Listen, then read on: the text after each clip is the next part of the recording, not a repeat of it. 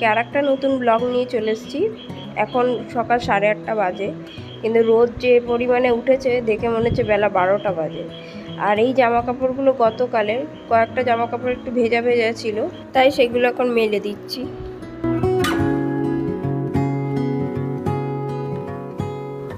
জামা কাপড় মেলা হয়ে গেছে, আমি এখন রান্নাঘরে আবার চলে এসেছি। তো ভাত আজকে অনেকক্ষণ আগেই বসিয়ে দিয়েছিলাম, তারপরে এই সমস্ত সবজিগুলো কেটে নিয়ে তারপরে জামা কাপড় মেলতে গেছিলাম। তা ভাত হয়ে গেছে, আমি এখন উবুর দিয়ে দিচ্ছি।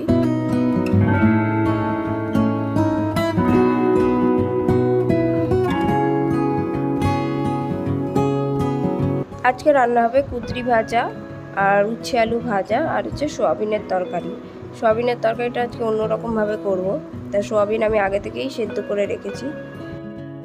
প্রথমে আমি উচ্ছে আলু ভাজাটা ভাজবো, তার জন্য আমি কড়াই বসিয়ে দিয়ে তেল দিয়ে দিলাম। তেল গরম হয়ে গেছে, এবার উচ্ছে আলু ভাজার জন্য উচ্ছে আলুটা দিয়ে দিলাম তেলের ভেতরে। ভালো করে এইভাবে নাড়াবো। আমি কালো জিরে ফোড়ন দিয়ে উচ্ছে আলু ভাজা ভাজি। তো এখানে একটু ঢেকে নিয়েছিলাম, তারপর আবার ভালো করে নাড়িয়ে নিয়ে এর ভেতরে হলুদ দিয়ে দেবো আর একটু স্বাদ অনুসারে লবণ দিয়েছিলাম। আর এদিকে মেয়েও ঘুম থেকে উঠে গেছে, উঠে বলে উঠে গেছে রান্না দেখবে, রান্না করা। তো উচ্ছে আলু ভাজা হয়ে গেছে, আমি এটাকে আলাদা পাত্রে তুলে নিচ্ছি। আর পুকু যখন এরকম ঘুম থেকে উঠবে, উঠেই কোলে উঠে এরকম যদি আমি রান্নাঘরে কাজ করি, ও এরকম কোলে উঠে রান্না দেখবে আর বারবার জিজ্ঞাসা করবে এটা কি কি কি। এখন কুঁদরি ভাজা ভাজবো, তার জন্য এখানে কড়াইতে তেল দিয়ে দিলাম আর দিলাম কালো মরিচ। এবার আমি কুঁদরিটাকে আগে থেকে নুন মাখিয়ে রেখেছিলাম, তাই এবার আমি কুঁদরিটা দিয়ে দিচ্ছি। দিয়ে ভালো করে নাড়িয়ে নেব। একটু সামান্য হলুদ দেবো। নুন যেহেতু আগে মাখানো ছিল, তাই আর নুন দেবো না এর ভেতরে। আর একটু সামান্য চিনি দেব। কুঁদরি ভাজা হয়ে গেছে, এবার এটাকে আমি আলাদা পাত্রে তুলে নিচ্ছি।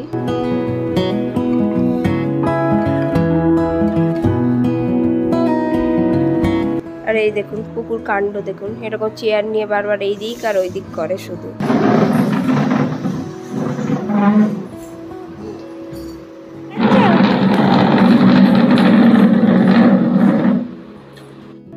তো এখন মেয়েকে খাইয়ে দেবো। আজকে চিড়ে খাওয়াচ্ছি মেয়েকে, এই যে এখন ওকে খাইয়ে দিচ্ছি।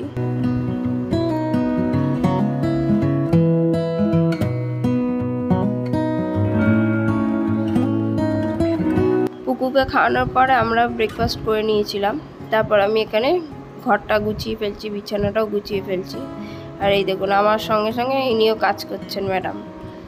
আমি যখন এরকম বিছানা গোছাতে আসবে, ও বিছানা ঝাড় দেওয়া ঝাঁটা নিয়ে এরকম করবে, ও ঝাড় দেয়, ও পরিষ্কার করে বিছানা। ওই যে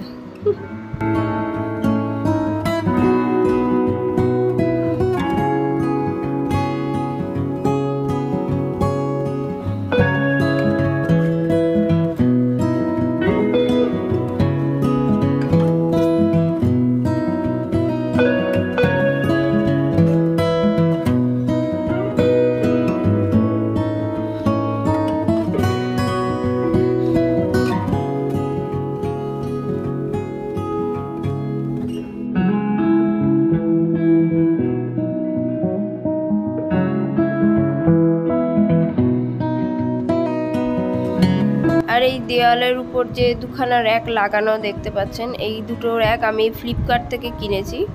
889 টাকা পড়েছে দুটো র্যাক। তো এই যে ফ্লিপকার্ট থেকে এসেছিলো 2 দিন আগে।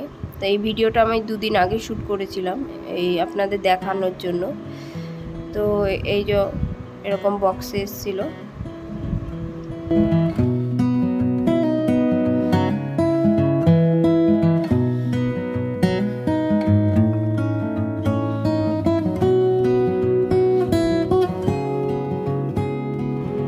এই র্যাক আপনি কিচেনেও ব্যবহার করতে পারেন, তারপরে বাথরুমেও ব্যবহার করতে পারেন, ঘরেও ব্যবহার করতে পারেন। দুরকম মানে অনেক রকমভাবে এই র্যাকগুলো ব্যবহার করা যায়। আর এইগুলো হচ্ছে র্যাকগুলো আটকানোর সেই স্টিকার, এখন আর গ্রিল করা মানে করতে হয় না দেওয়াল।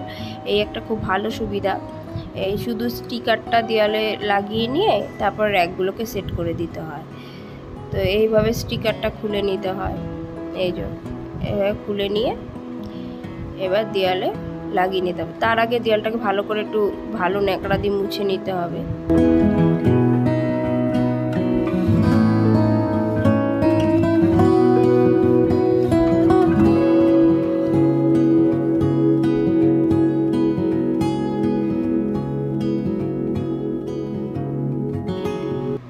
আর এই যে ছবিটা আমার হাজব্যান্ডের, এটা ও কলেজে যখন পড়তো তখন ওর এক বান্ধবীর বোন এঁকেছিল। ছবিটা খুবই ভালো ছিল, এমনি পড়েছিল। আমি এটাকে আবার সুন্দর করে একটা পিচ বোর্ডে লাগিয়ে এইভাবে সেলোপিন পেপার দিয়ে কভার করে এইভাবে রেখে দিয়েছি। তো ওটাকে ওই র্যাকের উপরে রাখলাম। আর ওই ক্যাকটাস, আমার মেয়ের ক্যাকটাস যে গাছে গেমটা রয়েছে খেলনা, ওইটা রাখলাম, মানে হচ্ছে পেনদানি। তো এইরকম লাগছে লুকটা অনেকটা। তারপর আমি রান্নাঘরে চলেছি স্নান টান করে। কুকুরও স্নান হয়ে গেছে, ওকে ঘুম পাড়িয়ে দিয়েছি।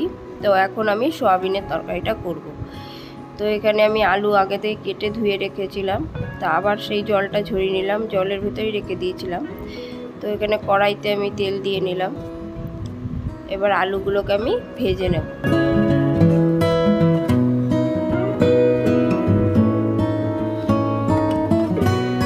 একটু স্বাদ অনুসারে লবণ দেব,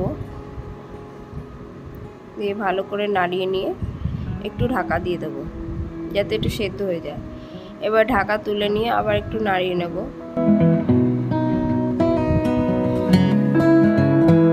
এবার যে আলুগুলো লাল লালভাবে ভাজা হয়ে যাবে, এটাকে আমি এই যে পাত্রে তুলে নেব। ওই তেলেই আবার গোটা জিরে দিয়ে দেবো ফোড়ন, আর কেটে রাখা এই ক্যাপসিকাম, টমেটো, লঙ্কা আর পেঁয়াজ দিয়ে দেবো। দিয়ে আবার ভালো করে নাড়াবো, দিয়ে এবার ঢাকা দিয়ে দেবো।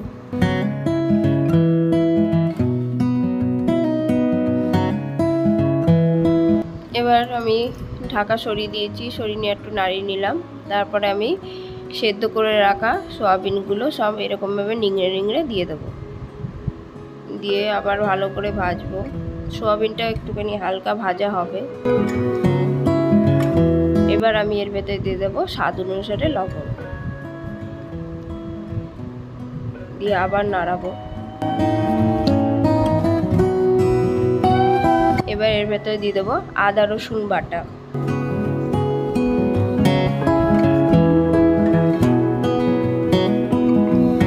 তারপরে দেব ভেজে রাখা আলুগুলো। ভালো করে নাড়িয়ে নিয়ে এর ভেতরে দেব হলুদ, জিরের গুঁড়ো, ধনের গুঁড়ো, একটু চিনি আর হচ্ছে গরম মশলার গুঁড়ো দিয়ে ভালো করে কষাবো। এবার এর ভেতরে দেবো টমেটো সস কিষানের, তারপরে চিলি সস, সোয়া সস দিয়ে এবার ভালো করে এটাকে লো ফ্লেম করেই কষাবো যাতে মশলাগুলো নিচে না ধরে যায়। তারপরে আমি এখানে জল দিয়ে দেবো।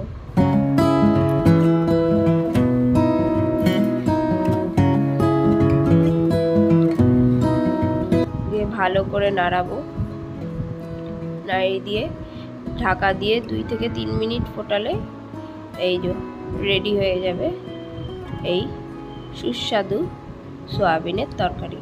খেতে কিন্তু হেভি টেস্টি হয়েছিল আর দেখতেও খুব সুন্দর হয়েছিল, কালারটা খুব ভালো এসেছিল। তো এখন আমি মেয়েকেও খাইয়ে দেবো, লাঞ্চের টাইম হয়ে গেছে।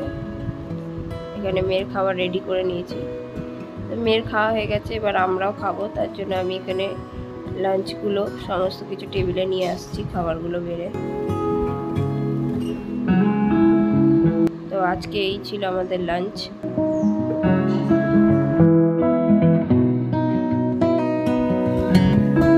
বিকেলবেলা হয়ে গেছে, এবার আমরা ছাদে এসেছি।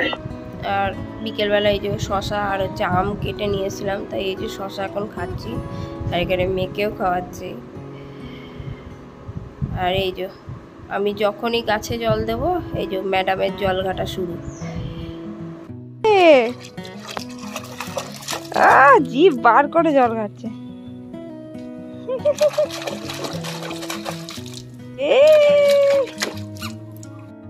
তো আজকের ভিডিও এখানেই এন্ড করছি। সবাই ভালো থাকবেন, সুস্থ থাকবেন। আর ভিডিওটি ভালো লাগলে অবশ্যই লাইক করে দেবেন। Thank you.